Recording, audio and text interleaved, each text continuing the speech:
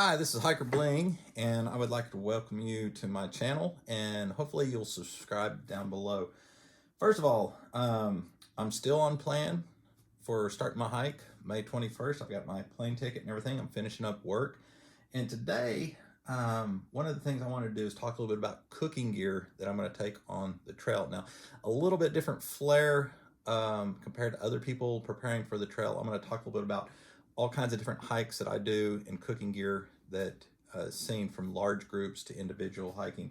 But a little plug here, these are the medallions that we're going to be handing out on the trail. I've got 600 cast up, and I'll be taking those out on the trail, and so hopefully I'll meet a lot of you wonderful hikers. One of the things I've done, since I'm not going to see some of the people up ahead in the bubble, is I sent 25, I believe it is, to the Outdoor Supply Center there, the store in Irwin, Tennessee. They're May 7th having a festival, and they're going to hand those out to hikers free as door prizes and events and things like that. So if you're a through hiker and you're hiking through there, that's what hopefully those are for, or people like you guys, so that you can get a little trail magic from me, since I won't get to see you. But otherwise, I'm going to be handing out trail medallions on the trail. I do have a Etsy store. I keep getting asked that. I've had a lot of hikers over the years as I hike asking how can they get medallions for various trails I hike. And so you can go to Etsy, just look up Hiker Bling, no space there, just Hiker Bling, and you should be able to find my Etsy store. Now let's talk about the thing we came here for. This is going to be cooking gear. Now I'm going to start with large expedition groups, because I think it's kind of important to understand if we see a scout troop or a group out there hiking with large gear, we understand why they're carrying large gear. This is a new cooking pot. We just took it on a expedition trek with a group of 30 people, and so we actually had to have 3 pots just like this. So I'm donating these to the troop. We've got new pots that they're going to have, which is going to be awesome. For over the years, we've always had the same pots, and they're just so beat up and worn out that some of them have pinholes in them and stuff, and they're just very well beyond use. So they let's look at what these pots are. First of all, we have a koozie. A lot of you guys are going to see online where people take this aluminized bubble wrap. You can get this at a hardware store, and you can make a nice little koozie to keep your food warm. And so this is just on a bigger scale. So a lot of times we don't even take the lid. We'll take foil for that group. This is their cooking pot in question. So I'm going to set this over here. Now, what we're going to do is, this is an 8-quart pot. This is an 8-quart pot for 10 to 12 people max. You think this is a lot of food and it's a big pot, it is, but when you start getting 12 people eating on this, it goes rather quickly, because what we do is we have a serving spoon that's about a cup in size that we will serve out of, and we may get thirds or fourths typically out of a meal for those people, so we can make sure everybody's eating. So this is a nice cooking pot for this. Now, a lot of times I want to talk about cooking versus hydration. Most of what I do on the trail and I promote is hydrating. Some people will like to cook, where they put the potatoes in and the meat, they brown, they cook, they boil, they do all their food in the pot.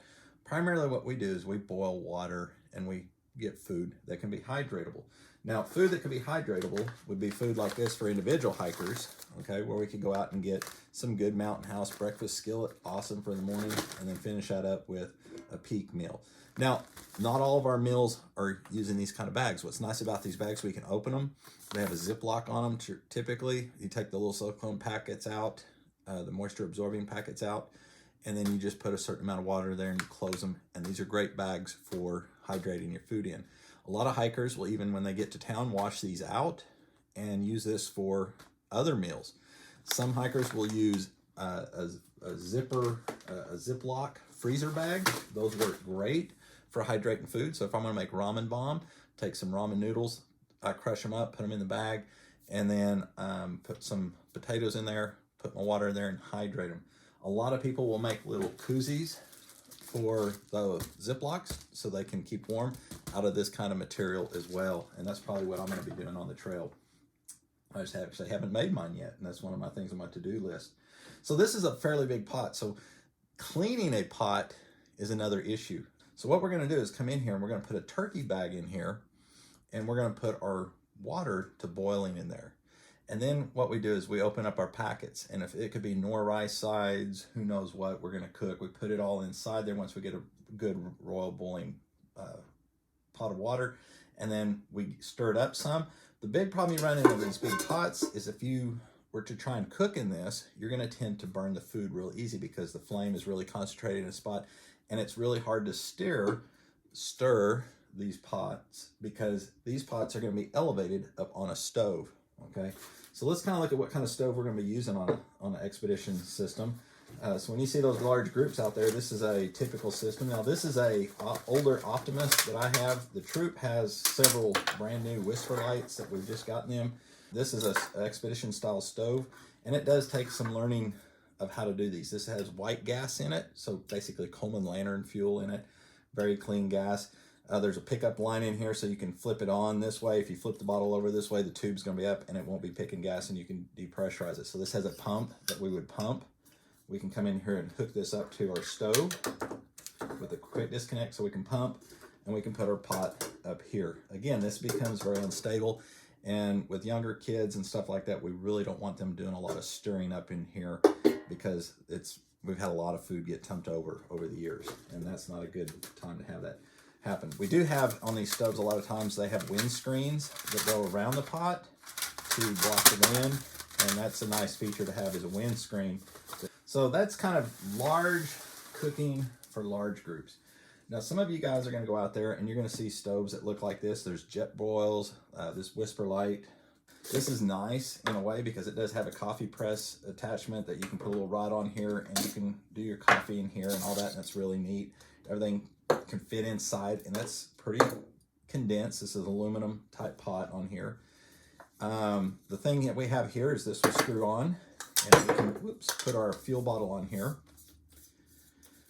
and we have a valve to turn this on and off. And these boil really, really fast. I mean, they perform very well in that aspect. I'm a firm believer, before you take something on the trail, you need to test it. Now I'm going to talk about another stove that I will not be taking on the trek. This is probably the lightest thing that you can get. This is a cat food container that you pop the top off, and there's cat food in there. You can punch holes in there, and I've experimented with different size holes and everything and different stoves, and this works really good. You take some of this heat. It's a water treatment for your gas. You can get this at any gas station, Walmart. This is readily available, and you can just transport the fuel in this, and you just pour a little bit of fuel in there, and you get it to light, and it's going to make a nice little fire that goes in there. Now there's some people that have what they call penny stove, very good stove as well. The only problem with these stoves is when you go to shelters or park benches and stuff, you know somebody's used this, because a lot of times there'll be a nice big burn section on the table, and that destroys the property. So that's one downfall. The other thing is, once you light this, you cannot put it out. There's no on and off switch. And so if you're in an area that has a burn ban, this is a no-go. So I would say probably not use this. A lot of times whenever we cook on the trail, we need to think about our utensils and sanitation. In a big group, a lot of times we use this where we can come in here and grip onto a bowl, and we can dip it down in the water and sanitize it. And so that's how we kind of do that in the big groups, and then we'll lay it out to dry because we need to sanitize. So in thinking that, this is a little MSR tool. You can get these at REI, lots of outdoor splices, Amazon. These are great for doing this kind of stuff for larger groups. But one of the things I want to talk about is the eating utensils that we're going to have for our cooking before I get into the final cooking stuff that I like for solo and two people hiking. A lot of people will come in here and get a bowl like this. This is great. I think this is a Sea Summit. Walmart has some inexpensive ones that are pretty good. It's kind of a silicone type material. These are great because you can use it as a cup. You can compact it down. If you want to clean it, you can invert it. You can lick it, and you can clean this fairly easy. The only thing I don't like about things that are plastic like this, or even if I have a plastic spork, a plastic spoon, is that in the colder temperatures, polymers have what we call a glass transition temperature. They're going to become brittle and act like a glass. And so what happens is, if you load it or you move it, it's going to tend to break a lot easier. This is what I use when I go expedition and with large groups, because I can get my tongue around and lick all this really clean, because that's how we have to clean our dishes out there, and then we can sanitize it. And this is just a light my fire. I think I even got this at a Bass Pro Shop or something. And I just used this half of the dish and gave the other halves away to people.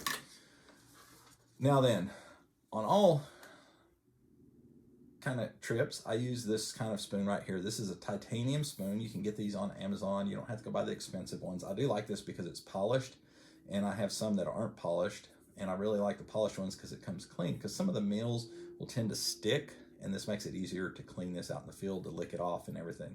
This will become smellable, and this will have to go up in your bear bag at night. I tie a cord on there for color because a lot of my scouts and groups that I go with, I'll give them a reference where to get their spoons. And we like these longer spoons because in our food, if I can get this out over here without making too much noise, when we cook in these bags right here, we'll rip this top portion off, we'll put our water in there and seal it and let it hydrate for the period of time, and then we eat directly out of the bag. And I'll try and get it where you can see it in the camera. This spoon is long enough that I can sit up here and reach down in that and stir it, and I can also get the food out to eat. And so I like the longer spoons. You don't want a shorter spoon for that, because now you're getting your dirty hands that have trail grime and things on them inside the bag with your food. Again, you can keep these sealed, take them in when you do a resupply, wash these out, let them dry, put your ramen in there. Just multi-use that bag. Don't do a single-use plastic.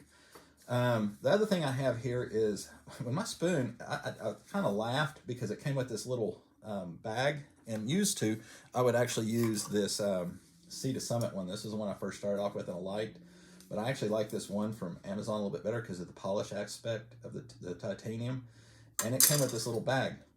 I can't tell you how many times I've lost this in my pack, or it's kind of a dull color and it falls out on the ground where I cooked and I couldn't find it.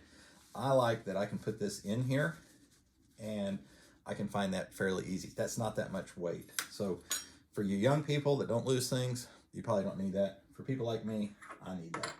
Now let's talk about the gear that I would take on a hike for the Appalachian Trail. This would be a good choice. This is a Snow Peak stove. It's titanium, or not stove, but cooking pot. And it comes with this nice little deal. I've had to stitch it up in the field with dental floss. And this is what I like about this is you can use this as a cup to drink with. You can actually heat it up, make your hot cocoa. I'm not a coffee drinker, but I like hot cocoa with cider. This is great for cold climates. I primarily use with this stove a pocket rocket. It's an MSR pocket rocket. Been a great stove to use. My daughter and I use this exact setup for our 500-mile trek across Colorado. And this has been a great stove because you can store the larger fuel canisters, or you can go with the smaller canisters right here and screw that on. Again, these can become unstable. Again, all I'm doing is putting boiling water in there, and then I'm going to take, instead of a turkey bag, I'm going to pour this into my Ziploc or my Mountain House bags that I'm cooking, hydrating in. Now then, I have seen people put little rubber pieces of material on here. One thing I don't like about the stove is the fact that the lid just doesn't stay on that well. But it is multi-purpose type lid. So not a bad stove. It works great. I've never had a complaint with it. I mean, I've used that for years on all kinds of different trails. One thing that I've done for this trek is I am downsizing, and I have used this setup already and tested it out. Again, test your gear out and make sure it works and it's what you like. This is several new things in here. This is a smaller pot. It's titanium. It's by TOAKS. And it comes with this nice little bag, which is nice to throw in my pack because everything's contained and it helps keep it from vibrating around, making a lot of racket. But this is going to open up, and while I'm getting this out, I don't treat my stove as a smellable since I'm just boiling water. My spoon will be a smellable. That's going to go up in my bear bag. But typically I leave my stove and stuff out a little bit from the tent. And if the animals want to kick around on it, they can. I've never had problems with that. But the minute I start putting food in here, it's going up in the bear bags. Okay, so this, you can tell, I can put the small canister of fuel inside of it. This is very much like the Snow Peak where it has the two handles out here. This is going to be nice. It has a nice little lid on here so you can keep the debris out while you're cooking. Sometimes you have stuff floating in the air, falling down into your water. That's protein. Now then, the stove that I'm going to is a smaller stove. Now, I was very skeptical when I ordered this because I read a lot of reviews, and I will have to say that when you read reviews, sometimes people misuse products for what they were designed and intended for. I think this stove could be very weak and easily abusable and not work well for a lot of people, because if you're trying to cook on it, now I'm going to go ahead and put this onto a bottle so I can hold it on here. This is a BRS. It's a little stove, and then I believe it comes out of China. and it has on and off valve right here, and it's just a lot smaller and a lot lighter than the MSR Pocket Rocket. Kind of put these two outside here, you can tell it's a lot smaller. One thing I do like is it's a smaller footprint, and my pot is down lower than being up here. I do like that aspect. The thing I worry about is these arms are a little more substantial in material. They're a little bit weaker, and you see reviews where people say the arms bend. Well, when you get metal hot, its strength can possibly go down. And if you look at this, you can see that I'm definitely getting some blue colors in here. Color means things, so if you hear things like red hot, you know, if you're getting close to 1600 degrees, you get around blue, you're starting to see 600-800 degrees temperature ranges. So we're getting very, very hot here, and it could weaken these arms. And now they've done some neat designing in these. I really like that from an engineering standpoint. And it's great if you put your water on there and you're just boiling. Now, if I'm in there with my spoon and I'm cooking and I'm stirring and I'm pushing down on those arms, I could see real easy where you could bend those arms.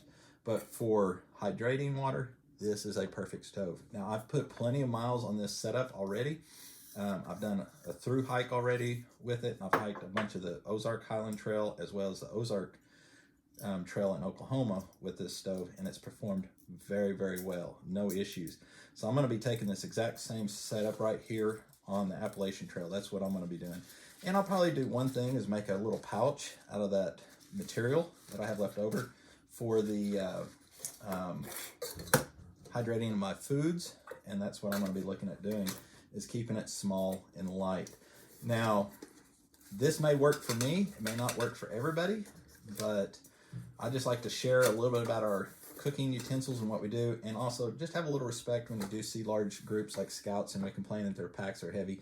Imagine somebody has to carry those pots. I mean, we just did a trek with 30 people. There were 3 people having to carry an 8-quart pot, large cooking spoons, large amounts of fuel. At that time, each pot has to have 2 liters of gas, so that's 6 liters of fuel. Our packs are going to be a lot different for large expedition groups and doing that kind of stuff. Solo hiking, definitely do your research, test out your gear. Be cautious of reviews, even mine. What works for me may not work for you. But hopefully that'll help, and hopefully I'll see some of you guys. Just want to remind you guys, subscribe. Hey, appreciate it. Subscribe. We'll see you down the trail.